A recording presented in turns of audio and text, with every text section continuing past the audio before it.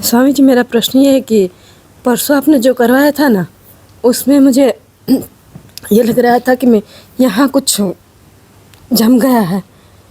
रो भी नहीं पा रही थी, कुछ कर भी नहीं पा रही थी, कुछ भी नहीं हुआ था मुझे, मगर यहाँ इतना जैसे क्या बोलते उसे हाँ, वैसा हो गया था। देखो, साधना में तो ऐसी बहुत सारी चीज़ें होती रहेंगी, है ना, घटती रहेंगी, अनुभव होते रहेंगे। ब्लॉकेज हैं, ब्लॉकेज तो चक्रों के हिसाब से जो है पूरे जो लोअर चक्रास में भी रहेंगे और कुछ अपर चक्रास तक, आज्ञा चक्र तक ब्लॉकेज रहते हैं।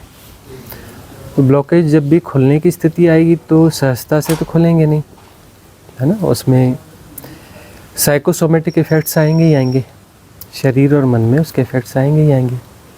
अलाइनमेंट बिगड़ा हुआ है ना।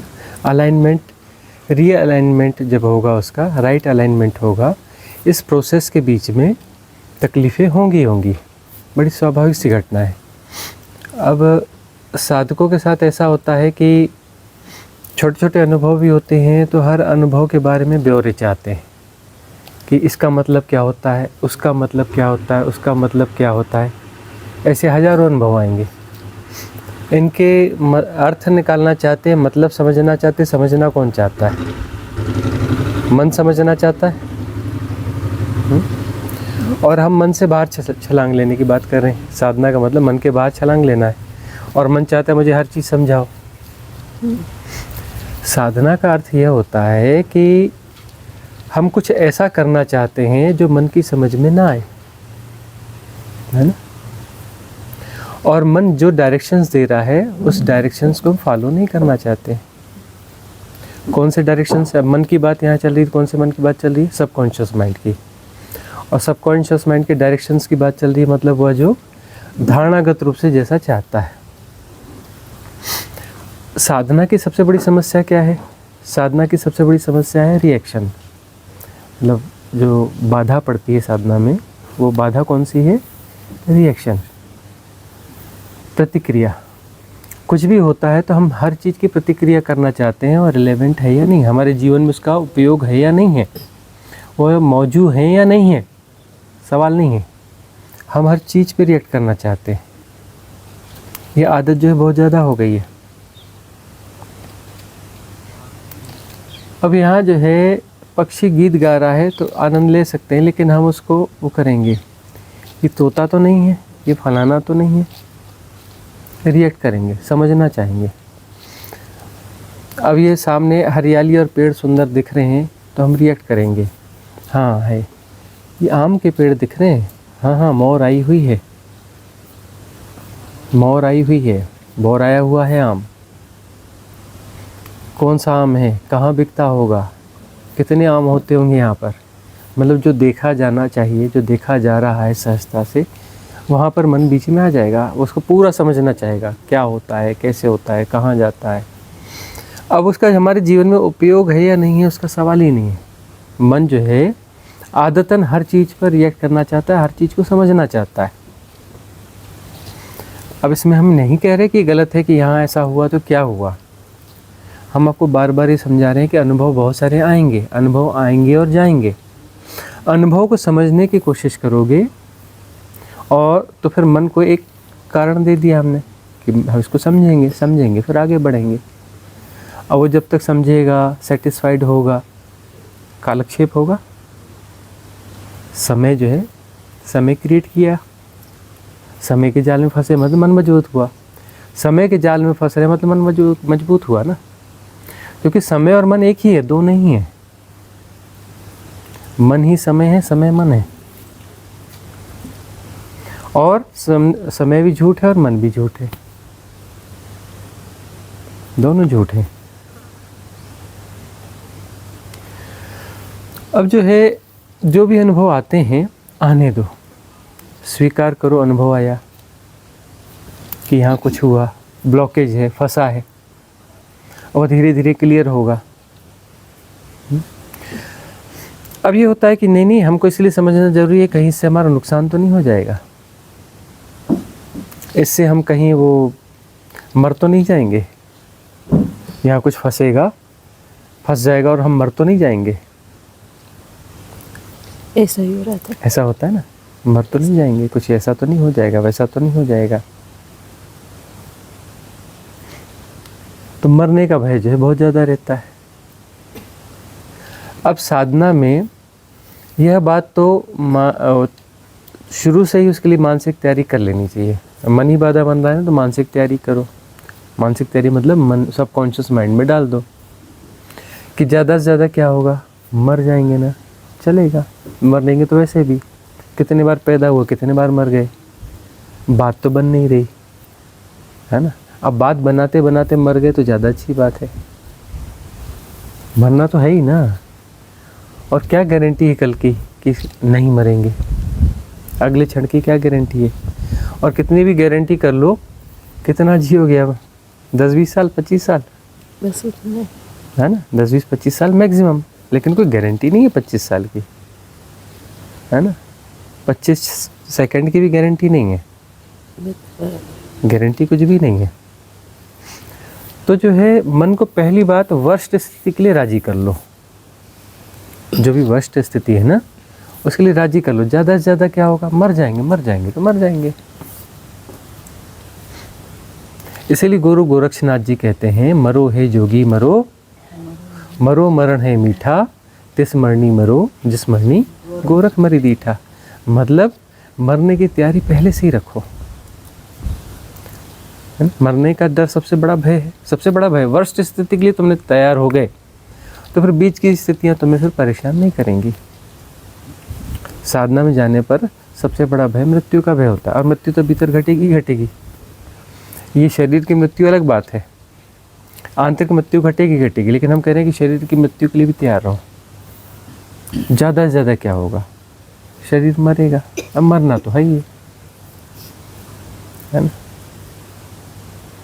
ऐसा करके मरो या वैसा करके मरो, ऐसा करके मरोगे तो वह भी यहीं रह जाएगा, वैसा करके मरो वो भी यहीं रह जाएगा।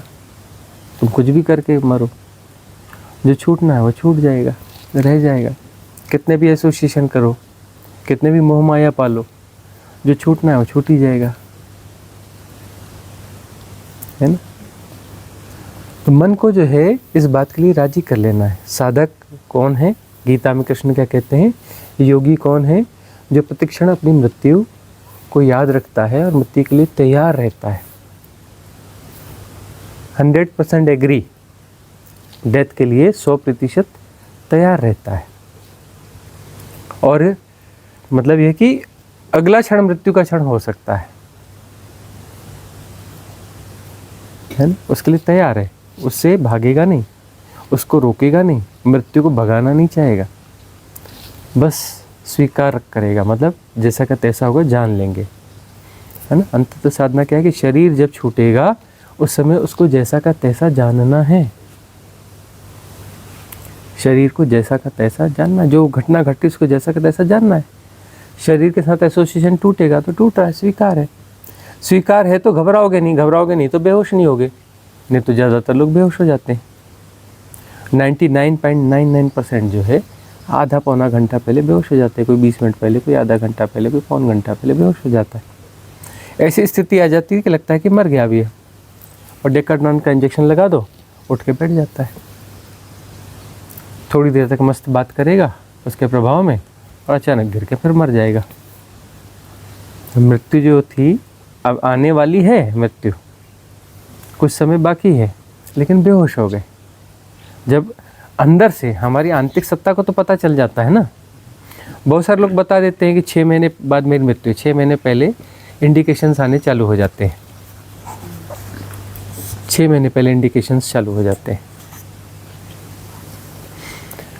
तो जो है बहुत सारे लोग बता देते हैं कि हम इस तारीख को ऐसे से मर जाएंगे। पुराने लोग बहुत लोग बताते थे कि हम इस तारीख को मर जाएंगे, इस तारीख को हम शरीर छोड़ देंगे, और बराबर उस स्थिति में शरीर छोड़ देते थे, क्योंकि संकेत भीतर से आते हैं। अब आते हों, कुछ लोग आते, बाकी को नहीं आते, तो बाकी लोग क्या करें, बाकी लोग यही करें कि मृत्यु को स्वीकार करें, अगले क्षण कभी भी आ सकती है। अब एक बात बताओ कि अगले क्षण मृत्यु आने वाली है तो जीने का ढंग कैसा होगा। इस पल को पूरी जीवंतता के साथ जियोगे ना, फालतू की चीज़ों में तो नहीं पड़ोगे ना। फलाने आदमी ने 20 साल पहले मुझे ऐसा कहा था, उसमें रहोगे क्या? इसने मुझे ऐसा कहा था, इसने मुझे ये बिगाड़ा था, उसका क्या मूल्य है? अभी तो तुम क्या कहोगे? आहा, क्या हवा है, आहा, है ना। और जो है गुणा भाग लगाओगे ही नहीं कि हवा कैसी है, ऋतु क्या है। एक बार ऐसी हवा आ रही थी तो हम 400 लोग बैठे हुए थे, वहाँ बड़ा अच्छा लगा था, वो गुणा भाग नहीं रहेगा। आहा यानी हियर एंड नाउ, अभी और यहीं। तो साधक वह है जो प्रतिक्षण मृत्यु को याद रखता है, अगले क्षण की मृत्यु के लिए बिल्कुल तैयार बैठा है। इसी क्षण की मृत्यु के लिए तैयार बैठा है, ऐसा कहने कि मृत्यु तो इसी क्षण आएगी ना, अगले क्षण कहाँ आएगी? आएगी तो इसी क्षण आएगी। तो अभी जो जैसा है उसको जैसा का तैसा जानना है। तो शरीर छोड़ते वक्त जो है, यदि ये भावदशा रहेगी, सचमुच में इसमें जियोगे तो घबराओगे नहीं, शरीर छूट जाएगा और शरीर को जानते रहोगे। शरीर से बाहर निकल जाओगे और शरीर को देखते रहोगे, हाँ शरीर छूट गया तो छूट गया। कोई दिक्कत नहीं होगी, कोई परेशानी नहीं होगी। होश से मरना होगा। कहाँ तक पहुँचते हो मुक्ति तक, वह बात जो है एक अलग है कि परिपूर्ण मुक्ति होगी नहीं होगी, लेकिन कम से कम होश से मरो तो सही। होश से मरोगे तो होश से पैदा होगे, अपना गर्भ ठीक से चुनोगे, अपना गर्भ ठीक से चुनोगे। अगला जन्म जो है बहुत शानदार जन्म होगा, होश वाला जन्म होगा। अगले जन्म में साधना का उन्नयन होगा, उन्नति होगी। अगले जन्म में पतन बिल्कुल नहीं होने वाला है यदि होश से मर गए तो। और ऐसी स्थिति होगी कि अगला जन्म निर्णायक हो सकता है। होश से जन्म हो तो अगला जन्म निर्णायक होगा।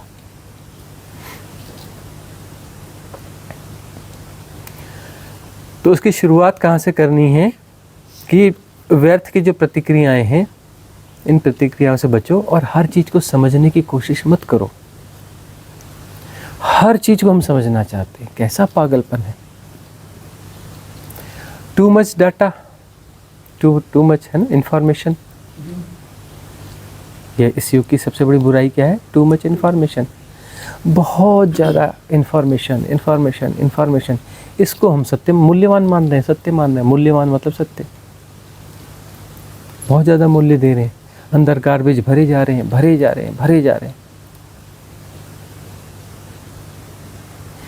गार्बेज से मुक्त होना है, हम गार्बेज को डाले जा रहे हैं।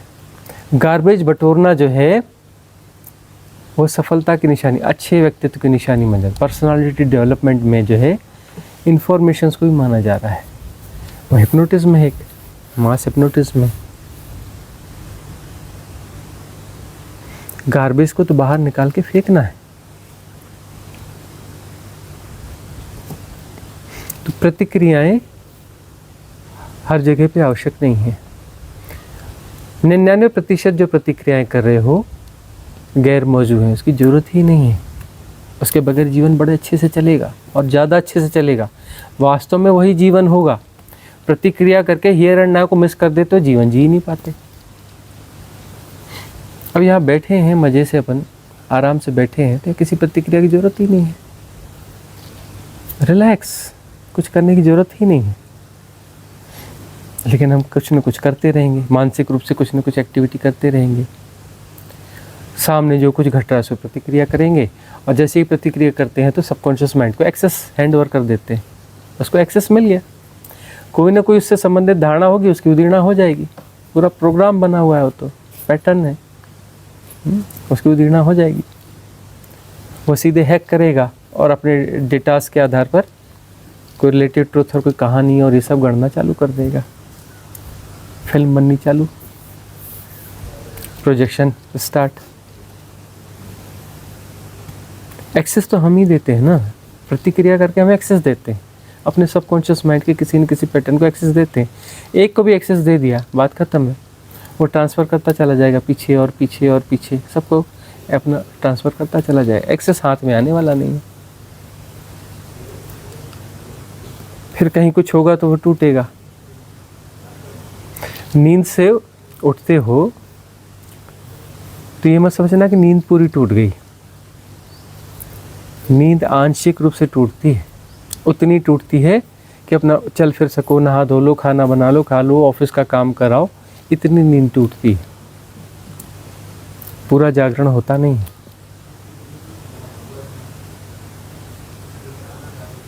तो नींद जो है पूरी टूटनी चाहिए, पूरी टूटनी चाहिए, उसके लिए साधना की पद्धतियाँ हैं।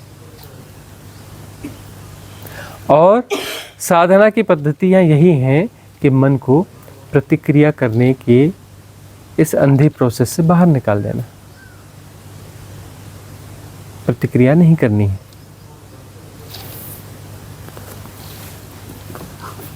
प्रतिक्रिया जो है नहीं करनी है। प्रतिक्रिया नहीं करोगे तो प्रतिक्रिया जो है तुम्हें कहीं ना कहीं या तो भूतकाल में ले जाएगी या भविष्यकाल में ले जाएगी। या तो भूतकाल में ले जाएगी या भविष्यकाल में ले जाएगी।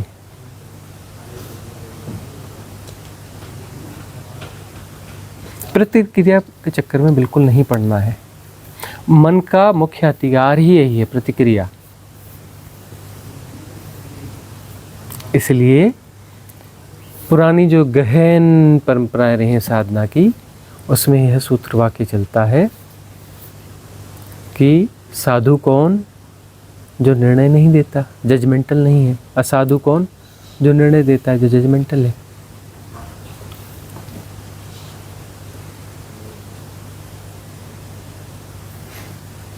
मन की ताकत जो है वहीं पर है। अब जो है प्रतिक्रिया नहीं करोगे तो होगा क्या? प्रतिक्रिया नहीं करोगे तो सबकॉन्शियस माइंड की जो धारणाएं हैं, क्या वो धारणाएं काम करना बंद कर देंगी? वह तो फॉर्म ऑफ एनर्जी है। सारे पैटर्न जो फॉर्म ऑफ एनर्जी हैं, और एनर्जी का मतलब है जो मूवमेंट में है, और उसका स्ट्रक्चर बना हुआ है। एनर्जी का अपना स्ट्रक्चर होता है, वो कैसा भी स्ट्रक्चर हो, एक्चुअली साइक्लिक ही कहलाता है। मतलब कहीं ना कहीं आपस में ज्वाइंट हो जाता है, पहला सिरा आखिरी सिरा आपस में ज्वाइंट रहता है ताकि एनर्जी मूवमेंट कंटिन्यूस रह सके। तो वो एक किस्म का सर्कल ही होता है, चाहे उसका स्ट्रक्चर कैसा भी हो। तो फॉर्म ऑफ एनर्जी है। अब वह उसकी उदीर्णा हो जाएगी और वो अपना प्ले चालू कर देगा। प्ले तो चालू करेगा। अब हमारी आदत ही नहीं, आदत थी प्रतिक्रिया करने की। अब हम जागरूकता में, होश में हैं। होश में है तो प्रतिक्रिया नहीं करेंगे। नहीं करेंगे तो वह जो प्ले है, प्ले चलेगा, और जब वो प्ले चलेगा तो उसका एनर्जी, उसकी ऊर्जा जो है वह एक्सपेंस होगी, खर्च होगी। उसका स्ट्रक्चर थोड़ा अलग तरीके से जाएगा। हम रिएक्ट करके उसे संभालते थे उस स्ट्रक्चर को, अब हम संभाल नहीं रहे हैं। संभाल नहीं रहे तो स्ट्रक्चर डिस्ट्रॉय हो जाएगा। डिस्ट्रॉय हो जाएगा तो ऊर्जा निकल के चली जाएगी, और जो पैटर्न है, पैटर्न डिसॉल्व हो गया।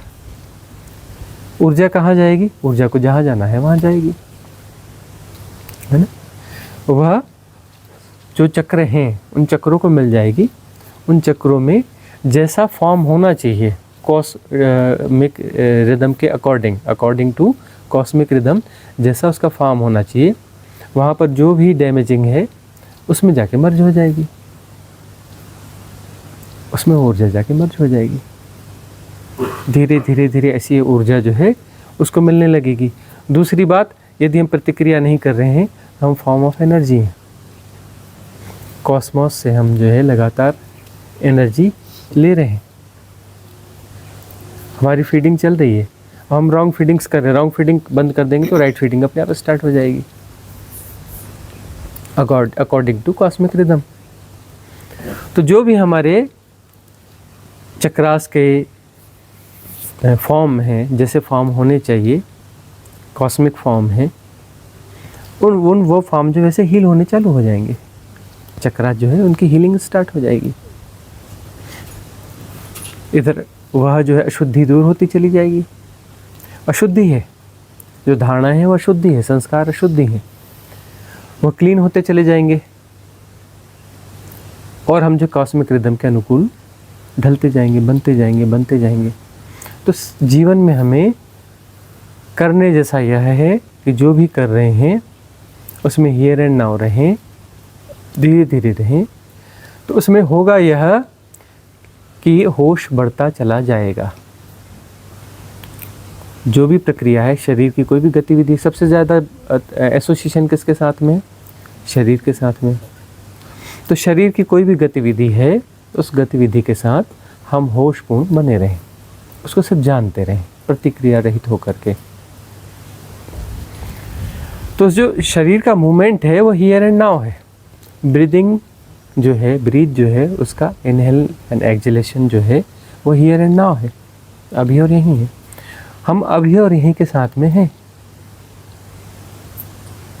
तो फिर हमारी जो संवेदनाएं हैं वो ठीक ठीक काम करेंगी। जो जैसा है, जैसा का तैसा जाना जाएगा, जैसा का तैसा देखा जाएगा, जैसा का तैसा सुना जाएगा। क्योंकि उस समय हम कुछ और नहीं कर रहे हैं ना, मिक्सिंग वाला कार्यक्रम बंद कर दिया ना, कि कुछ हुआ, प्रतिक्रिया करी और अंदर से मिक्सिंग चालू हो गई। सुन रहे हैं तो उसमें हम कुछ धारणाओं को मिक्स कर रहे हैं, पुराने अनुभवों को मिक्स कर रहे हैं, देख रहे हैं तो उसमें मिक्स कर रहे हैं। मिक्सिंग वाली प्रोसेस ही ख़त्म हो गई, हियर एंड नाउ। तब जो है प्रतिसंवेदना से जिएंगे, ऑपरेटेड होकर नहीं जिएंगे, तब हम प्रतिसंवेदना से जीवन होगा। पक्षी चहकता है, पुलकता है प्रतिसंवेदना से। बच्चा अपना जो है पुलकित होता है, खेलता है, वह जो है प्रतिसंवेदना है। हम प्रतिसंवेदना से नहीं, हम धारणाओं से जी रहे हैं, धारणाएं हमें ऑपरेट कर रही हैं, तब हम प्रतिसंवेदनाओं से जिएंगे। तो व्यक्तित्व कैसा होगा? खिला हुआ व्यक्तित्व होगा, चहकता हुआ व्यक्तित्व होगा। प्रतिसंवेदना हमेशा सुंदर होती है, प्रतिसंवेदन से जीना सुंदर है। प्रतिसंवेदना से जीते हैं तब पता चलता है सत्यम शिवम सुंदरम। इन्फ्लुएंस से जीते हैं तो वहाँ सुंदरता नहीं है। धारणाएं भी इन्फ्लुएंसेस ही हैं। बहुत सारे इन्फ्लुएंसेस हैं जो समाज के हैं, परिवार के हैं, इधर के हैं, उधर के, वो इन्फ्लुएंसेस तो चल ही रहे हैं। हम प्रतिक्रिया कर रहे हैं तभी तो हमें प्रभावित कर रहे हैं ना। प्रतिक्रिया कर रहे हैं तो हम अलाइन कर रहे हैं, किसके साथ अलाइन कर रहे हैं? हमारी पूर्व धारणाओं के साथ उसको अलाइन कर रहे हैं। फिर आता है ना, हाँ ये सही है, ये गलत है, ऐसा होना चाहिए, वैसा नहीं होना चाहिए। उसमें हम प्रतिक्रिया बंद कर देंगे तो अलाइन होना बंद हो जाएंगे। लेकिन यह तो अपना प्ले खेलेंगे ही ना। इनकी उदीर्णा होगी, ये तप है। तप क्या है कि इनकी उदीर्णा होगी, इन्हें देखना पड़ेगा, तटस्थ भाव से देखना पड़ेगा, जैसा का तैसा देखना पड़ेगा। और इनके प्ले को हम देखते रहेंगे और डिसॉल्व होते रहेंगे। इतना तो भोगना ही पड़ेगा, यह भोग तो जाएगा नहीं। वह सरफेस पर आएंगे, सबकॉन्शियस माइंड और कॉन्शियस माइंड, उसका जो बीच का हिस्सा है, जो सतह कहलाएगी, वहाँ पर आएंगे, प्ले करेंगे। और जो छोटा सा कॉन्शियस माइंड है हमारा, उस प्ले को देखेगा, भोगेगा, होशपूर्वक, प्रतिक्रिया रहित। प्रतिक्रिया रहित रहेगा तो एक्सेस नहीं देगा, और वो डिसॉल्व होते ही जगह खाली होगी। उसने जगह घेरी हुई थी, खाली होगी। उतना कॉन्शियस माइंड बड़ा हो गया, सब कॉन्शियस माइंड उतना खाली हो गया, कॉन्शियस माइंड उतना बड़ा हो गया। ऐसी जगह खाली होती जाएगी, कॉन्शियस माइंड बड़ा होता चला जाएगा, सब कॉन्शियस माइंड छोटा होता चला जाएगा। धीरे धीरे कंप्लीट क्लींजिंग हो जाएगी। सिर्फ कॉन्शियस माइंड ही बचेगा, सब कॉन्शियस माइंड बचेगा ही नहीं। हैकिंग और ऑपरेटिंग वाले सिस्टम ही खत्म हो जाएंगे।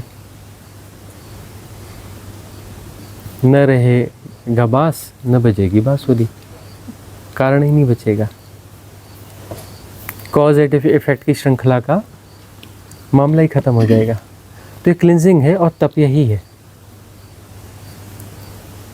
कोई तुम्हें परेशान नहीं कर रहा है, तो कोई तुम्हें ऐसा नहीं कर रहा है, तुम्हारे भीतर की चीज़ें जो तुम्हें परेशान कर रही हैं।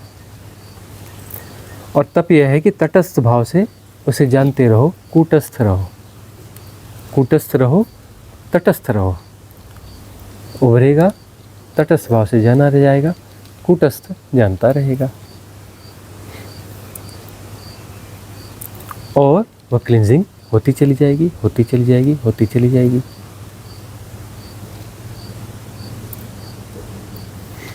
तो हर चीज़ को समझने का छोड़ दो। यदि ऐसा है कि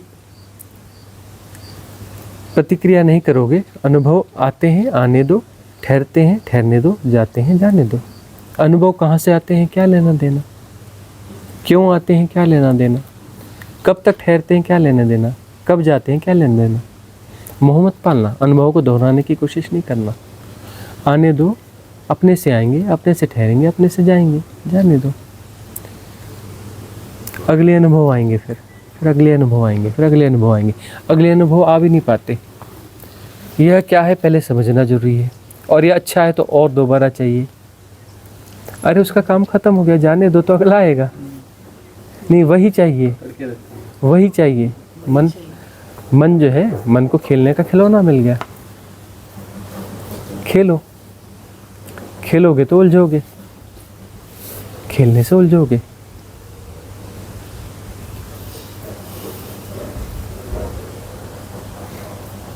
खेलना नहीं है, जानना है सर। खेल तो चल रहा है, तुम्हें नहीं खेलना है, तुम्हें सिर्फ जानना है। जानना हो रहा है, खेल चल रहा है और जानना हो रहा है। प्रतिक्रिया रहित, प्रतिक्रिया नहीं करनी।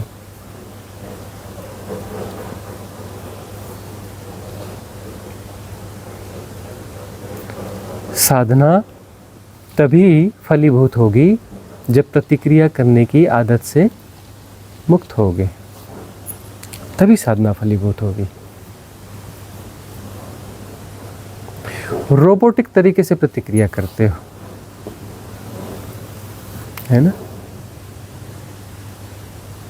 देखा ना चैट जीपीटी, ऐसा इधर डालो, उसने तुरंत प्रतिक्रिया करके सब कुछ लाके पटक दिया, सेकंड 2 सेकंड में, है ना। ये बिल्कुल परफेक्ट प्रतिक्रिया है वह,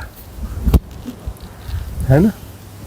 और हम परफेक्ट बनना चाहते हैं, मतलब परफेक्ट चैट जीपीटी बनना चाहते हैं हम। सबका पता होना ही चाहिए, कुछ हुआ तो हाँ।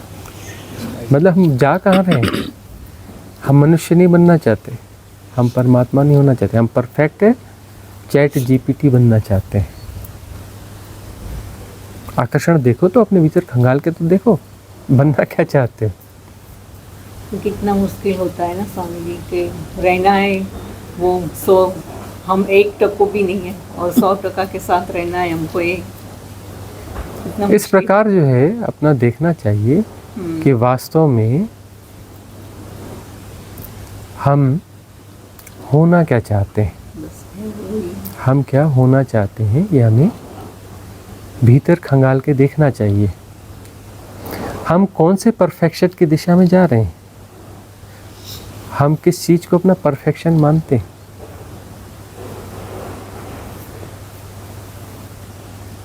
हमारे परफेक्शन की परिभाषाएं क्या है। मतलब हम मशीनी होना चाहते हैं, रोबोटिक होना चाहते हैं,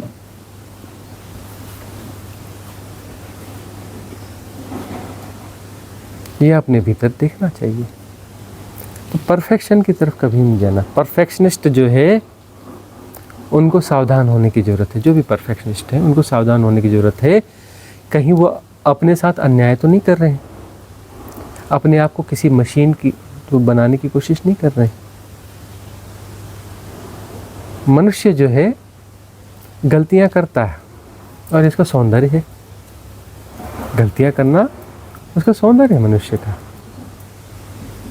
कि छोटी मोटी गलतियां होती रहती हैं, होती हैं तो होती हैं, अच्छी बात, उसमें क्या है, हो जाता है।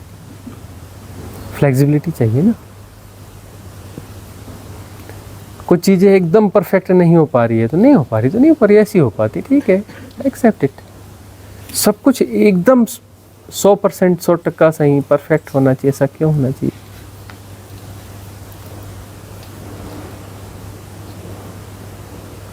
जैसा है स्वीकार करना पड़ेगा। 100% जो है ना एक खेल है मन का, 100% कभी कहीं कुछ होता ही नहीं है।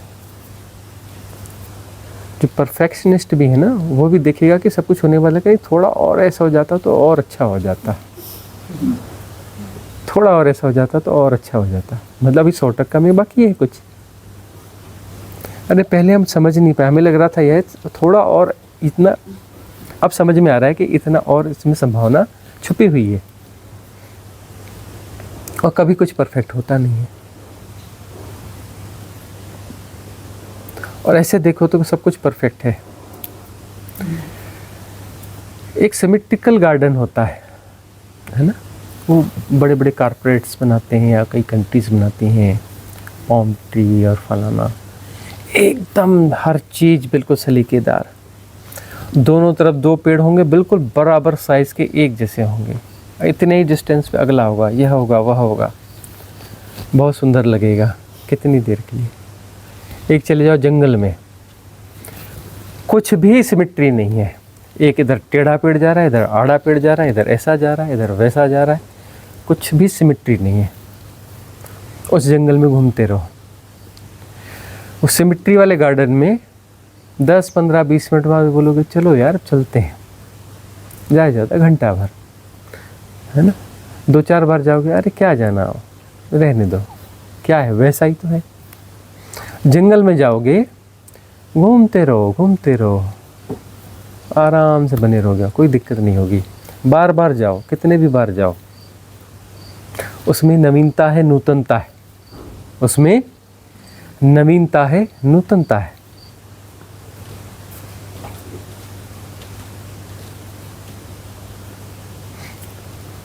तो जंगल जो है वो कभी उबाएगा नहीं, वह जंगल जो है कभी उबाएगा नहीं, क्योंकि वहाँ सिमेट्री नहीं है। हम किसी सिमेट्री को परफेक्शन मानते हैं, हम किसी सिमेट्री को परफेक्शन मानते हैं, जबकि ऐसा नहीं है, सिमेट्री परफेक्शन नहीं है।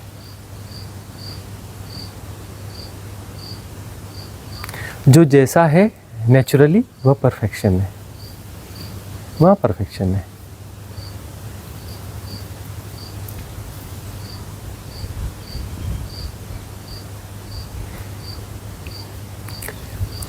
किसी ऐसे दुराग्रह में मत फंसना, नहीं तो मन का एक मैकेनिज्म बन जाएगा और वह तुम्हें धकियाता रहेगा, यूज़ करता रहेगा। नहीं यहाँ गड़बड़ हो गया, इसको सुधारो, यह ऐसा हो गया, इसको सुधारो, यह हो गया, इसको सुधारो, सुधारो, सुधारो, सुधारो।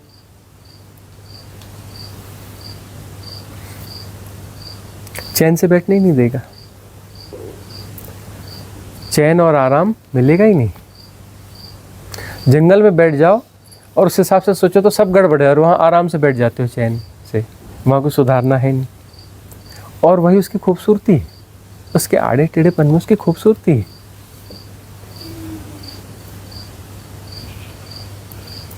वही हम एक घटना का जिक्र हमने किया था, बिल्कुल न्यू कमर थे हम, नई नई उम्र थी, साधक थे, तो अपनी एक बाइक लेकर के घना घोर जंगल में जाया करते थे कच्चे रास्तों से, और एक जगह पर जाके बाइक खड़ी कर देते थे जहाँ तक जाती थी, फिर वहाँ से पैदल जाया करते थे। एक नदी थी, पहाड़ी नदी, जंगली नदी, वहाँ कोई आदमी आता जाता नहीं था, सभ्यता नहीं थी वहाँ, गांव दूर था। तो वहाँ जो है बस कभी कभी कोई लकड़हारे जाते थे। वहाँ जो है एक पेड़ था, बिल्कुल टेढ़ा पेड़ था, बिल्कुल टेढ़ा पेड़ था, और जो है नदी बहती थी, उसके नीचे पत्थर थे, और उसके कारण जो है आवाज़ें होती थी पानी में, कुछ छोटे छोटे से झरने और बन जाते थे। यहाँ जनरली लोग वाटरफॉल उसको कहते हैं ना, जो ऊपर से नीचे तक गिरता है, हम उसे भी वाटरफॉल ही कहते हैं, जो थोड़ा सा ऐसे आधा फीट गिरता है, हमारे लिए वह भी वाटरफॉल है। हम उसको भी खड़े होकर बड़े आनंद से देखते हैं, और ऐसे छोटे छोटे ढेर वाटरफॉल वहाँ बनते रहे। और वह पेड़ जो है वहाँ था, और उसके साथ में उसका सौंदर्य इतना ज़बरदस्त था, एक बड़ा सा पत्थर भी था वहाँ पर, उसमें जा कर के हम बैठ जाया करते थे। फिर उसके बाद थोड़ी दूर जा कर के दूसरे पत्थर पर बैठते थे, उस टेढ़े पेड़ को जो नदी के ऊपर से ऐसे निकला था, नीचे पत्थर थे और झरने से बनते थे, वहाँ पर उस ब्यूटी को देखा करते थे। उस ज़माने में कैमरे वगैरह सब नहीं हुआ करते थे, मोबाइल नहीं हुआ करते थे, तो उसकी फ़ोटोज़ तो खैर नहीं ले पाए हम। इतनी खूबसूरती थी, क्या बात थी। आते जाते हम अक्सर वहाँ बैठा करते थे। फिर उसके बाद वह इलाका छूट गया। कभी बहुत समय बाद एक आध बार वहाँ जाना हुआ किसी संयोग से, हमने कहा चलो वहाँ हो आते हैं। वहाँ जाके देखा तो पेड़ किसी ने काट दिया था। तभी हमें कोई पुराना कोई लकड़हारा सा दिखा, उसे हमने बुलाया, अरे इधर आओ, ये पेड़ किसने काटा? तो हमें समझाने लगा, अरे नहीं महाराज, वो बिल्कुल टेढ़ा मेढ़ा पेड़ था। वो टेढ़ा मेढ़ा पेड़ था, उसको तो काट के साफ कर दिए, उसको साफ कर दिए।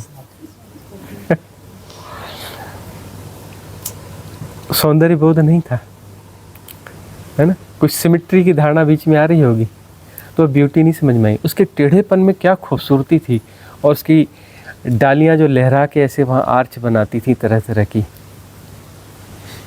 इतनी बड़ी ब्यूटी थी कि शायद कोई अच्छा चित्रकार उसका चित्र बनाता तो करोड़ों डॉलर में चित्र बिकता, करोड़ों डॉलर में बिक जाता वह। मतलब दुनिया के सबसे महंगे चित्रों में या सबसे महंगा चित्र होता वह, इतनी ब्यूटी थी उसकी। और वो कहता है कि अरे ये बड़ा टेढ़ा मेढ़ा पेड़ था, उसको हमने साफ कर दिया।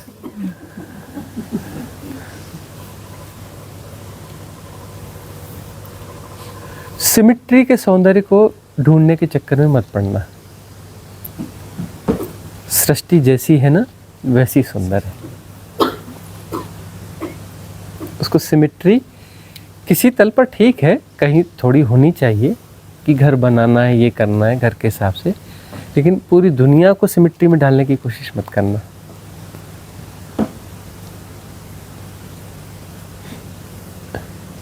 जैसा का तैसा स्वीकार करना। स्वीकार करोगे तो मन का जो स्ट्रक्चर है ना, जो तुम्हें धकियाता रहता है इधर, ऐसा नहीं, वैसा नहीं, ऐसा नहीं, ये है ना, ये क्यों हो रहा है, वो क्यों हो रहा है, इसको समझाओ, वो समझाओ, मन की ताकत ही खत्म हो जाएगी।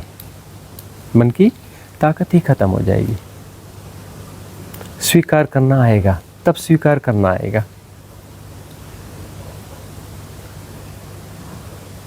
और चीज़ें आती रहेंगी, जाती रहेंगी, आती रहेंगी, जाती रहेंगी। संसार का स्वभाव यहाँ कुछ ठहरा हुआ है नहीं, सब कुछ बह रहा है यहाँ पर। यहाँ ठहरता कभी कुछ नहीं ठहरता। नदी भी बह रही है और पहाड़ भी बह रहा है, घर भी बह रहा है, दीवार भी बह रही, आदमी भी बह रहा, चींटी भी बह रही, पत्थर भी बह रहा है, सब बह रहा है यहाँ पर। ठहरा हुआ कुछ भी नहीं है, कभी कुछ ठहरता नहीं, सब फॉर्म ऑफ एनर्जी। नदी जितनी तेज बह रही, पहाड़ शायद उससे ज़्यादा तेज बह रहा है। नदी तो कम उतनी तेज नहीं बहती, पहाड़ ज़्यादा तेजी से बहता है। कितने मॉलिक्यूलर स्ट्रक्चर होंगे उसके भीतर में। हर जो इलेक्ट्रॉन है अपने ऑर्बिट में कितनी तेजी से दौड़ता है। एक सेकंड में हजारों लाखों बार दौड़ जाता है। कितने इलेक्ट्रॉन्स होते हैं एक मॉलिक्यूलर स्ट्रक्चर में। अरे वह छोड़ो, इट्स सेल्फ इलेक्ट्रॉन जो एक कण की तरह व्यवहार कर रहा है, उसके भीतर जाओगे तो ऊर्जाओं की तरंगों के अलावा कुछ नहीं है, वाइब्रेशंस से, खास वेवलेंथ में। क्वांटा थ्योरी यही समझाती है कि वह जो है खास वेवलेंथ में प्रकंपन मात्र है, वाइब्रेशंस ही हैं। लेकिन इतने उसमें सिस्टम में है कि वह एक पदार्थ की तरह व्यवहार कर रही है।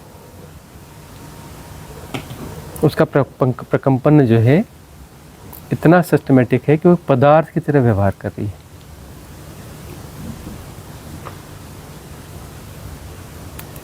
और वो पदार्थ है नहीं, वह पदार्थ है नहीं और पदार्थ की तरह व्यवहार चल रहा है। तो बह रहा है यहाँ सब कुछ, ठहरा हुआ कुछ है ही नहीं, सब कुछ बह रहा है।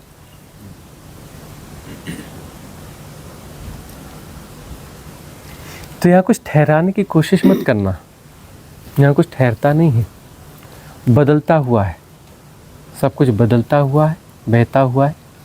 कुछ ठहराने की कोशिश मत करना। धारणा है ठहराने की कोशिश। हम परिस्थितियों को, चीज़ों को, वस्तुओं को ठहराने की कोशिश करते हैं, व्यक्तियों को ठहराने की कोशिश करते हैं। ठहर सकता नहीं कुछ।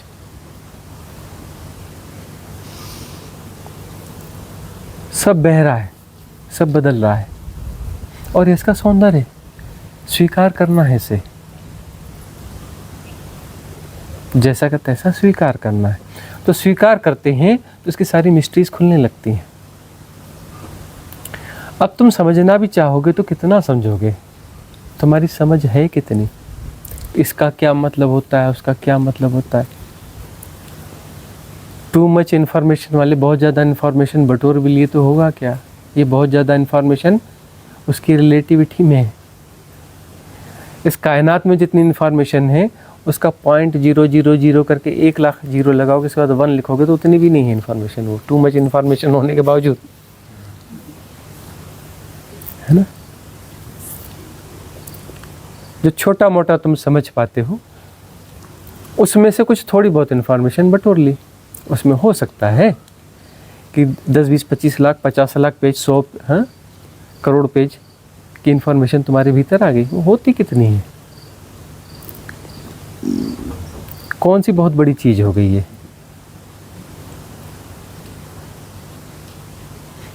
हर चीज़ समझने की कोशिश बंद कर दो, प्रतिक्रिया करना बंद कर दो, उलझ जाओगे। इसी में उलझे हो, जन्मों जन्मों इसी में उलझे हुए हो। अब तो छोड़ दो ये आदत। यह आदत तुम्हें मशीन बना रही है।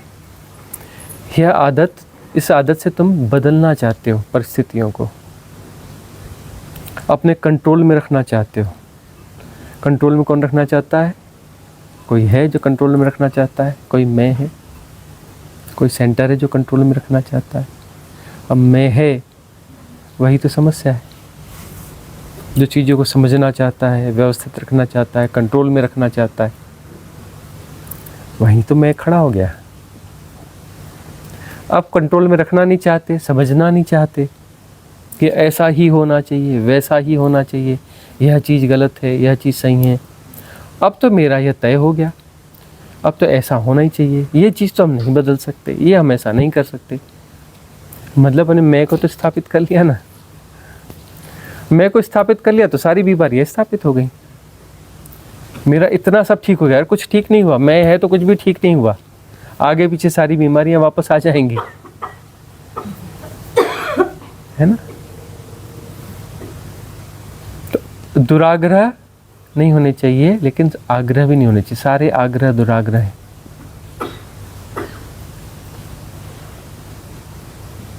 सारे आग्रह दुराग्रह हैं, क्योंकि आग्रह वह धुरी पैदा करते हैं जिससे मन प्रचालित होता है, वह केंद्र बनाते हैं जिससे सेपरेशन क्रिएट होता है। फ्लेक्सिबिलिटी चाहिए, फ्लेक्सिबल होना है। फ्लेक्सिबिलिटी में सहजता है, और सहजता मुक्ति का मार्ग है। फ्लेक्सिबल होना है, फ्लेक्सिबल।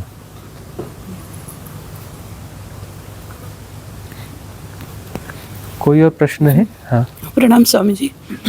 स्वामी जी, क्या साधकों की ऊर्जा की इफेक्ट गुरु के ऊपर होती है? आज समाज में बहुत सारे गुरु हैं जो अपने शिष्य को नज़दीक नहीं आने देते, और हम आपके पास आते हैं, तो ये क्या फ़र्क है स्वामी जी?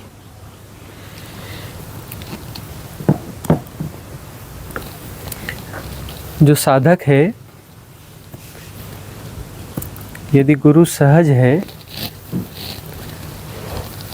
तो उसे मूल्य नहीं दे पाता, है ना? क्योंकि सोशल स्ट्रक्चर कुछ ऐसा है ना कि बड़े नेताजी यानी जो मंच पे बैठते हैं, है ना, बड़े नेताजी यानी जो बड़े मुश्किल से अपॉइंटमेंट पर मिलते हैं, या कोई बड़ा आदमी है जो बड़ी मुश्किल से मिलता है, और मिलता है डिस्टेंस से बैठेगा, लिमिटेड टाइम देगा, लिमिटेड बात करेगा, मतलब बड़ा आदमी, है ना? और तुम प्रभावित किससे होते हो? बड़े आदमी से, क्योंकि तुम बड़े होना चाहते हो, है ना? ऐसी स्थिति है। और हम ये नहीं कहते कि गुरु साधकों से नहीं मिलते हैं, बड़े गुरु तो गलत करते हैं, वो तो एक व्यवस्था तो बनानी पड़ती जब ज़रूरत से ज़्यादा लोग हो जाते हैं। तो अब वह जो है एकांत शायद दे ना गुरु को, मौका न दे, उनकी सहजता। अब वो भी तो शरीर के तल पे मौजूद है ना, कोरोनावश मौजूद हैं, शरीर के तल पर मौजूद हैं, शरीर के तल पर मौजूद हैं, तो वह चीज़ तो कुछ तो ख्याल रखना पड़ेगा ना। अब जहाँ साधक को ख्याल ना रखते होंगे उनकी सहूलियत का, उनकी प्राइवेसी का, उनके एकांत का ख्याल नहीं रखेंगे तो नियम बनाने पड़ते हैं। अब 4 लोग, कुछ लोगों को पास आने दिया, बाकी को नहीं आने दिया, तो बोलेंगे देखो पार्शलिटी हो रही है। होता है ना, मन तो वैसा ही है ना। अब ये देखो कि हम यहाँ बार बार भी बोलते हैं कि भाई हमारे लिए कुछ स्पेशल ना करना किचन में। अब व्यवस्थापक कौन है? अलग से तो कोई यहाँ पे व्यवस्थापक है ही नहीं, सब लोग व्यवस्थापक हैं यहाँ पर, यहाँ की व्यवस्था में। जिसको दिखता है कि यहाँ कुछ गड़बड़ी है तो किसी को बोलना नहीं है, खुद करना है ना। अलग से कोई रखा ही नहीं गया है व्यवस्थापक, सब लोग, आप सभी व्यवस्थापक हैं।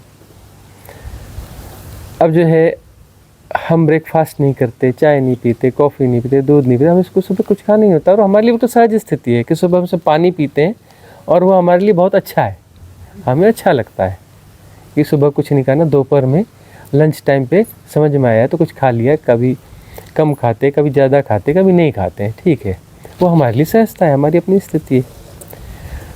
इस बीच भी अब किसी को लगता है न कुछ नहीं, वो किया तो थोड़ा सा वो क्या रखा है, बीटरूट गाजर एक आध गिलास जूस बना के दे दिया या नींबू पानी पिला दिया। तो कोई इक्के दुक्के साधकों को कुछ ऐसा हो गया, ये जो है गुरु जी के लिए नींबू पानी बनता है, हमारे लिए नहीं बनता। हम उन्हें बोलते काहे बनाते, हमें तो जरूरत है नहीं, या बनाओ तो सबके लिए बनाओ। बोले सबके लिए तो हम चाय भी बनाते हैं, सबके लिए हर्बल टी बनाते हैं, सबके लिए नाश्ता बनाते हैं। अब आप जो आते ही नहीं तो आपके लिए नींबू पानी बना देते हैं। मैं कहा वो भी मत बनाओ, या बनाओ तो सबके लिए बनाओ, नहीं तो लगेगा कि पार्शियलिटी हो रही है। तो क्या हो रहा है? पार्शियलिटी हो रही है। ऐसा हो जाता है क्योंकि मन का ढांचा ये है। आए थे हरि भजन को औटन लगे कपास, आए थे कि साधना वो करना है, और उलझ जाते हैं काहे में? व्यवस्थाओं में, कि ये व्यवस्था में यहाँ कुछ वो है क्या, अरे यहाँ ऐसा हो रहा है, वैसा हो रहा है। अरे भाई व्यवस्था की यहाँ सिस्टम ही रखा है कि जो पार्टिसिपेंट है वही व्यवस्थापक है, उन्हें ही मिलजुल के व्यवस्था करनी है। कुछ लोगों ने जिम्मेदारी ले ली है ना, कुछ लोगों ने पहले कहा या आते ही कहा कि ये वाला हम कर लेते हैं, वो वाला हम कर लेते हैं। हाँ देख लो आप लोग जैसा भी, हाँ देख लो। अब इतना ही बोलते हैं, हाँ ठीक है, आप लोग देख लो आपस में, इतना ही बोलते हैं और क्या करेंगे व्यवस्थाओं में। अब जो है व्यवस्थाओं में उलझ जाएंगे, व्यवस्थाओं की खामियां निकालने में उलझ जाएंगे। तो व्यवस्थाओं को ठीक करने के लिए आए थे, मतलब मन का स्ट्रक्चर क्या है? व्यवस्थाओं को ठीक करना। मन का स्ट्रक्चर क्या है? व्यवस्थाओं को ठीक करना, कि व्यवस्थाएं ठीक होनी चाहिए, यह ठीक होना चाहिए, समाज ठीक होना चाहिए, देश ठीक होना चाहिए, इकोनॉमी ठीक होनी चाहिए, घर परिवार ठीक होना चाहिए, एजुकेशन सिस्टम ठीक होना चाहिए, फलाना ठीक होना चाहिए, यह ठीक होना चाहिए, वह ठीक होना चाहिए। और ठीक क्या? ठीक का कौन सा पैमाना है? 4 लोग बैठे, 4 बोलेंगे नहीं ठीक का मतलब ये होता है, कोई बोलता है ठीक का मतलब ये होता है, ये बोलता है ठीक का मतलब होता है। अब चारों आपस में लड़ते रहो, ठीक को क्या होता है उस ठीक की परिभाषा निकालते रहो, और ठीक कुछ होगा नहीं, संघर्ष होगा। 4 लोग मिलकर झगड़ेंगे और ठीक की परिभाषा निकालते रहेंगे, और ठीक कुछ होना नहीं है। और झकझोर के अपने आप को देखोगे तो सब ठीक ही है लगभग। कुछ छोटा मोटा जो होता है प्रति संवेदना से, सहजता से कुछ ऐसा होता है, वह हो जाएगा, उतना हो जाता है उससे। ये व्यवस्था होनी चाहिए, ये व्यवस्था ऐसी कर देते हैं, कर दो, ये ऐसी कर देते हैं, कर दो, हो गया, सहजता से कर दो। फिर बात आती है कि किसी परफेक्शन की तरफ जाना है, फ्लेक्सिबिलिटी ना होना। अब जो किचन में 2-4 लोग हैं, वो अपने, उनके प्रति धन्यवाद भाव होना चाहिए कि वो अपने सेशंस छोड़ करके किचन में काम कर लेते हैं। उनको लगता है कि नहीं, सेवा भी साधना का एक हिस्सा है, सबको अच्छा भोजन मिल जाए, सबको ताज़ा भोजन मिल जाए, गर्म भोजन मिल जाए, है ना, समय पे चाय मिल जाए, यह मिल जाए करके। अब यहाँ पार्टिसिपेंट में एक पार्टिसिपेंट थे ना, उठ के चले गए ना, बीच में उठ के चले गए, जबकि उनको यहाँ बैठना था, लेकिन बोलते नहीं वह भी ठीक है। क्या कर रहे हैं, बोले किचन में चाय बना रहे हैं। अभी आप जैसे ही थोड़े से यहाँ सेशन ख़त्म होगा, लीजिए चाय पीजिए। अब वहाँ जो है होना ही है चाहिए कि धन्यवाद का भाव उठना चाहिए ना, है ना। सबको चाय पीनी थी और जो है एक या दो जो है वो उठ के चले गए और अपना जो है बाकी की चाय का अरेंजमेंट करने लगे। धन्यवाद भाव उठना चाहिए ना। अब वो उनके ही मन में कहीं आया कि भाई अब हम उनको समझा रहे हैं कि हमें कोई फ़र्क पड़ता ही नहीं, हमें तो सुबह से सिर्फ पानी के अलावा कुछ चाहिए ही नहीं, दोपहर में भोजन चाहिए, उसका भी कोई वो ठिकाना है नहीं, है तो ठीक, नहीं है तो ठीक, कभी कम है तो ठीक, ज़्यादा है तो ठीक है। तो लेकिन उनको लगता है कि नहीं नहीं नहीं, सुबह कुछ तो एनर्जी होना चाहिए। तो बोलते हैं नींबू थोड़ा सा, उसमें अपना कुछ मिश्री या नमक चीनी डाल दें, कुछ थोड़ा सा नमक मिला दें, वह कुछ ऐसा ऐसा अपना सोचते होंगे कि ये रहेगा तो एनर्जी रहेगी। बोले अब सेशन लेंगे, इसके बाद में सेशन लेंगे, इतना बोलेंगे, कुछ तो पी लेंगे, हैं। अब किसी आई हुई शादिका को लगा कि नहीं वो कुछ नहीं करते, उन्होंने, हम नीचे आए तो पानी पिया, तो फिर एक गिलास में कुछ छोड़ लिया, क्या है, बोले नहीं नहीं वो फलानी ने सब नारियल पानी पिला दिया, कुछ खाते पीते नहीं, पानी नारियल पानी पी लेंगे, एनर्जी बनेगी। अब इसमें कोई बोलेगा कि ये तो बड़ी पार्शलिटी हो रही है, बड़ा कुछ हो रहा है, बड़ा ये हो रहा है। तो यहाँ पर क्या है, यहाँ पर अपने आप को जांचना है कि किस तरफ जा रहे हो। सेशन में आने के बाद में किस तरफ जा रहे हो, किन व्यवस्थाओं को देख रहे हो, क्या कर रहे हो। व्यवस्थाओं का जो ढांचा मन तैयार करना चाहता है और उससे मन खुद तैयार होता है। व्यवस्थाओं का ढांचा तैयार ना हो मन तैयार हो जाता है। वो तो एक बहाना है, मन को स्टैंड होने के लिए एक बहाना है व्यवस्थाओं का ढांचा। व्यवस्थाओं का ढांचा कभी नहीं बन पाता, लेकिन मन इससे बना रहता है, मन बना रहता है।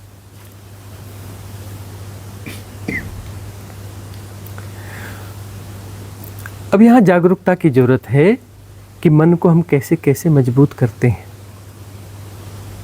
मन को हम कैसे कैसे मजबूत करते हैं। इसलिए कई जगहों पर गुरुओं को व्यवस्था बनानी पड़ती है कि उससे दूर रहेंगे साधकों से, एक टाइमिंग रहेगा, इस टाइमिंग के यहाँ पर मिलेंगे, दैट्स ऑल। साधक की ऊर्जा के इफेक्ट नहीं होते, मतलब ऊर्जाओं का इफेक्ट देखो होता तो है, नहीं होता ऐसा सवाल नहीं है, है ना। ऊर्जाओं का इफेक्ट तो होता है, लेकिन अब बोलोगे कि आप ऐसा क्यों करते हो, क्यों उनको जो है अपने पास आने देते हो, क्यों ऐसा करते हो।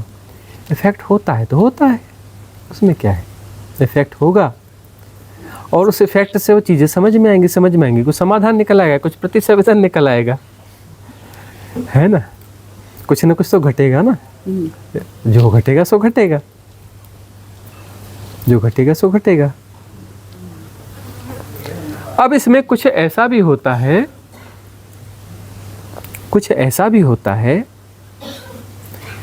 कि कुछ साधकों की ऊर्जाएं बहुत ज़्यादा नेगेटिव होती हैं, उलझी हुई रहती हैं, बहुत ज़्यादा आग्रही होते हैं, बहुत ज़्यादा आग्रही होते हैं। तब जो है कुछ ऐसा करना होता है कि वो साधक विदा हो जाए, एक्सट्रीम लेवल पर, एक्सट्रीम लेवल पर कुछ ऐसा होता है कि वो विदा हो जाए। विदा कैसे होती है अलग बात है, वो कौन से ढंग से विदा की जाती है बात अलग है। जरूरी नहीं है कि उनको बोल के ही विदा किया जाए, उनके भीतर से ही खुद आएगा, नहीं हमें यहाँ से अब जाना चाहिए, और वो चले जाएंगे, उन्हें पता नहीं चलेगा कि उन्हें विदा किया गया है, उन्हें पता नहीं चलेगा कि उनके अंदर से आया कहाँ से, क्योंकि उनकी एनर्जी अब यहाँ पर इस संघ के अनुकूल नहीं थी। वो अब हमें क्या कितना इफेक्ट पहुँचाएंगे, वो संघ को इफेक्ट पहुँचाएंगे, अन्य लोगों के, अन्य साधकों को जो है उनकी साधना में कहीं ना कहीं इफेक्ट पहुँचाएंगे, संघ की रिदम को कहीं ना कहीं डिस्टर्ब करेंगे। संघ का क्या मतलब है, जिसमें एक रिदम, एक हारमोनी बनी हुई है, वो संघ बनता है। उस हारमोनी को कहीं ना कहीं डिस्टर्ब कर रहे होते हैं और वो चले जाते हैं, तो उसके बाद में संघ ज़्यादा अच्छा महसूस करता है, हारमोनी और बढ़ जाती है। तो कभी ऐसे लोग विदा होते हैं तो अच्छा ही होता है। और विदा करने के ढंग थोड़े अलग होते हैं, उन्हें पता भी नहीं चलता, उन्हें लगता है कि हमने संघ छोड़ा, जबकि कुछ ऐसा क्रिएट किया जाता है कि वो संघ छोड़ देते हैं और यह अच्छा होता है। और उनका शिकायती मन है, वो तो शिकायती मन तो रहेगा ही ना, मन तो शिकायती मन होता ही है ना। और सरेंडर का मतलब होता है कि अब हम शिकायत नहीं करेंगे। सरेंडर का क्या मतलब होता है? एक गुरु एक बहाना है, उस वहाँ पर आकर सरेंडर होते हो। सरेंडर होने का मतलब है कि अब हम शिकायत नहीं करेंगे। शिकायत नहीं करोगे तो ग्राहकता बढ़ जाएगी, सीखने की क्षमता बढ़ेगी। सीखोगे कब? जब शिकायत ही नहीं रहोगे, तभी तो सीखोगे ना। तब उसके पहले कैसे सीखो? फ्लेक्सिबिलिटी आएगी कहाँ से? बोलोगे ये रॉन्ग है, रॉन्ग है, रॉन्ग है, तो प्रोटेक्शन लेयर है ना, वो तो अंदर कुछ आने नहीं दोगे ना। स्वीकार भाव रहेगा, शिकायती मन नहीं रहेगा। अरे जो है सो ठीक है, जो है उसके लिए धन्यवाद। धन्यवाद मतलब और फ्लेक्सिबल हो गए। जो है सो ठीक है मतलब फ्लेक्सिबल, और जो है उसके लिए धन्यवाद और ज़्यादा फ्लेक्सिबल हो गए, और ज़्यादा फ्लेक्सिबल हो गए, और ज़्यादा फ्लेक्सिबल हो गए। तब तो ग्राहकता बढ़ गई। तो दिव्यता भीतर प्रवेश पाएगी है ना। और मिस्ट्री की लैंग्वेज में कहें तो फ्लेक्सिबल हो गए तो गुरु तुम्हारे भीतर प्रवेश कर जाएगा। कि गुरु इटसेल्फ कुछ नहीं है, वो अस्तित्व ही है। दिखता है कुछ इटसेल्फ कुछ नहीं है, वो अस्तित्वगत एक रिदम ही है, और कुछ के अलावा उसके अलावा कुछ वो है नहीं। वो तुम्हारे भीतर प्रवेश पा जाता, तुम्हारे भीतर प्रवेश पा जाता मतलब एक रिदम तुम्हारे भीतर प्रवेश पा रही, जो कॉस्मिक रिदम है। तुम भी रिदमिक हो जाओगे, रिदमिक होने लगोगे। सरेंडर करोगे तो अंत की रिदम आने लगेगी, आनंद झरने लगेगा। है क्या? सिर्फ कॉस्मिक रिदम के साथ अलाइन होना है। तुम किस चीज़ को पोस्टपोन कर रहे हो? कॉस्मिक रिदम को पोस्टपोन कर रहे हो। कॉस्मिक रिदम यानी परमानंद। तुम परमानंद को पोस्टपोन कर रहे हो। तुम कर क्या रहे हो? तुम्हारी बुद्धिमानी कर क्या रही है? बोलिए परमानंद अभी नहीं चाहिए, बाद में चाहिए। कर किसको पोस्टपोन रहे हो?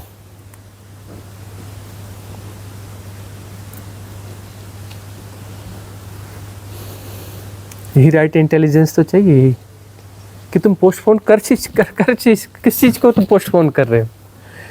तुम अपने परमानंद को पोस्टपोन कर रहे हो, कॉस्मिक रिदम को पोस्टपोन कर रहे हो, और परमानंद झर ही रहा है। कॉस्मिक रिदम तुम्हें हील कर ही रही है, तुम ही प्रोटेक्ट कर रहे हो। नहीं अभी और नहीं, और नहीं, तब भी तुम्हें कुछ ना कुछ हील करती रहती।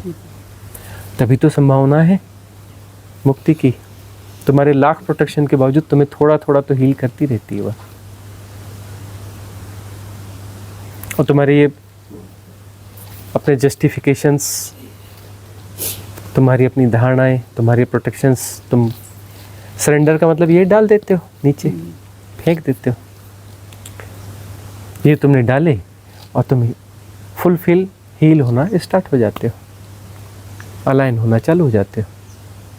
तो कॉस्मिक रिदम का अर्थ होता है परम मुक्ति, परमानंद।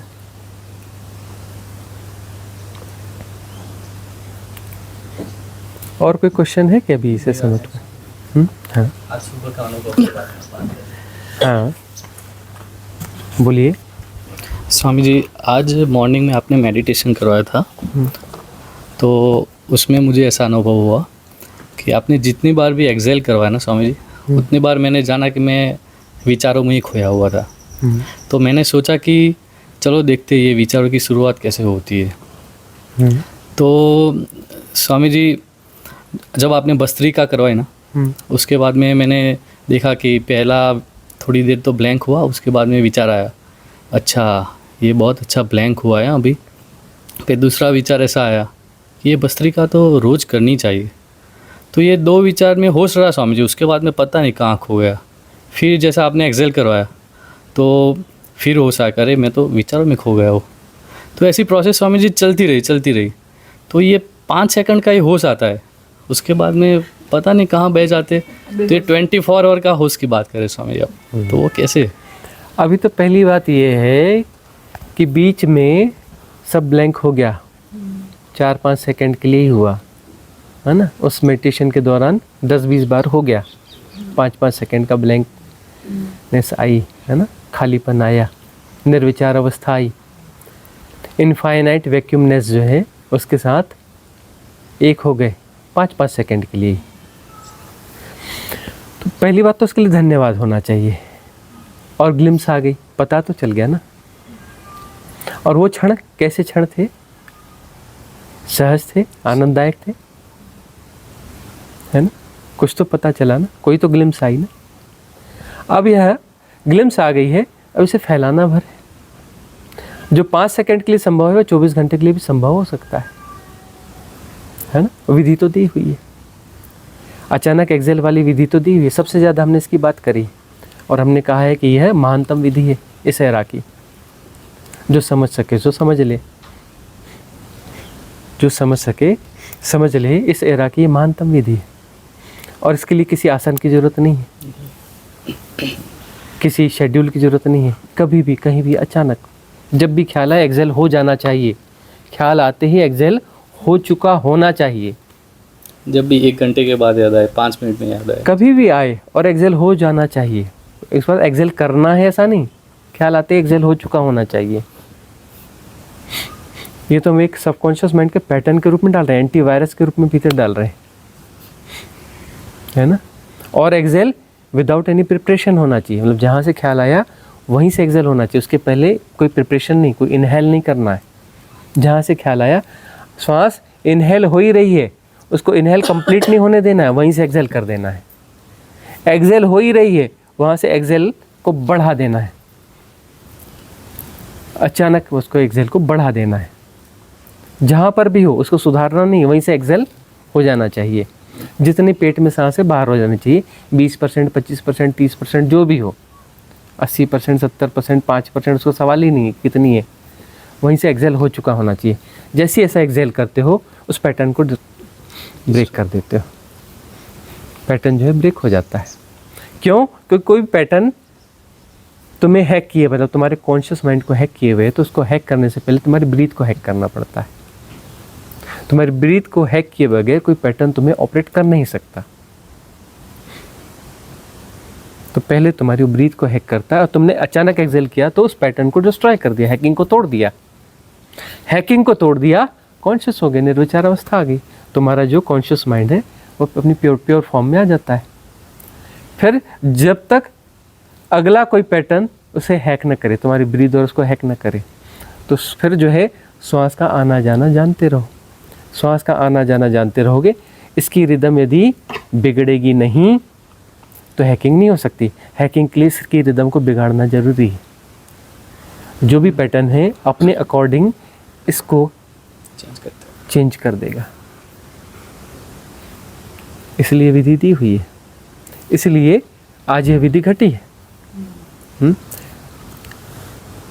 लोग जो है सोच रहे थे कि वैसी जैसे रोज की विधियां होती हैं ऐसी कोई विधि होगी, वैसी नहीं हुई। लोगों ने सोचा कि हाँ अब विधि खत्म हो गया, ध्यान खत्म नहीं हुआ। हाँ? अब शायद ऐसा होगा, ऐसा नहीं हुआ।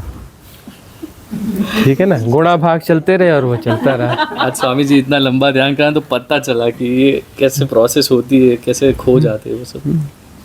तो ये तो? अच्छा, बहुत मन को भी गच्चा मिल गया आज। हाँ स्वामी जी, वो क्लू मिल गया आज। मुझे तो पता नहीं चलता कि मैं थॉट कर रहा हूँ, स्वामी जी को कैसे पता चलता? तो डोंट एसोसिएट विद थॉट। सबको ऐसा लगता है कि स्वामी जी को पता चल गया थॉट चल रहा है।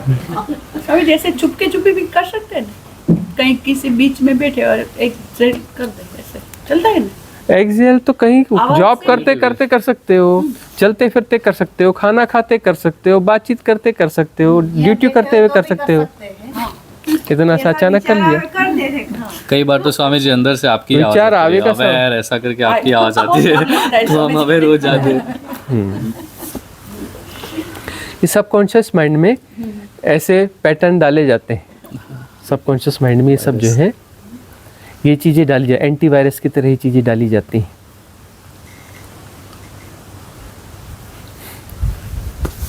क्योंकि बोलते हैं ना, लोहा लोहे को काटता है ना। तो सबकॉन्शियस माइंड के पावर का भी यूज़ किया करते हैं, उसी के पावर का यूज़ करते हैं उसको काटने के लिए। ये अवेयर बोलते हो ना, वैसे भी पूरे दिन सुनाई देता है। हाँ, ऐसा जो सुनाई देता है स्वामी पूरे जी। दिन लेट आप बोलते हैं ना, अगर आप ताली लगा के तो आज बोलते थे।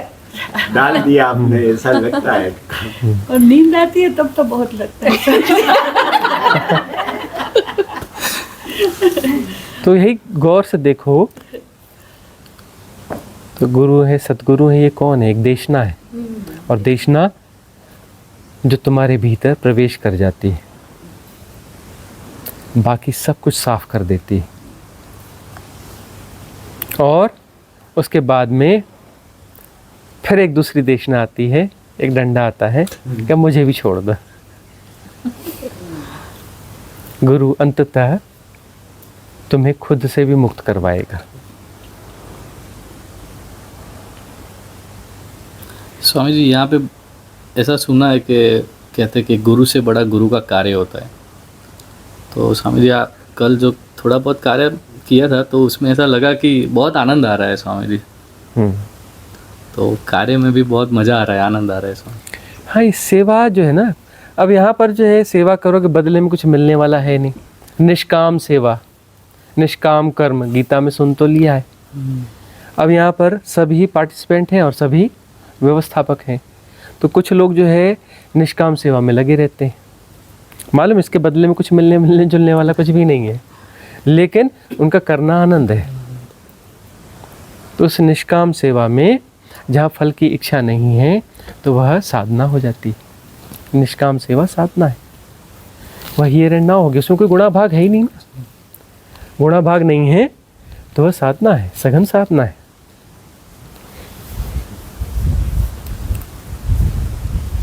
इसलिए कभी कोई ऐसी निष्काम सेवाओं में लगे हुए हैं ना, उनके प्रति धन्यवाद का भाव होना चाहिए, शिकायत का भाव नहीं होना चाहिए, धन्यवाद का भाव होना चाहिए।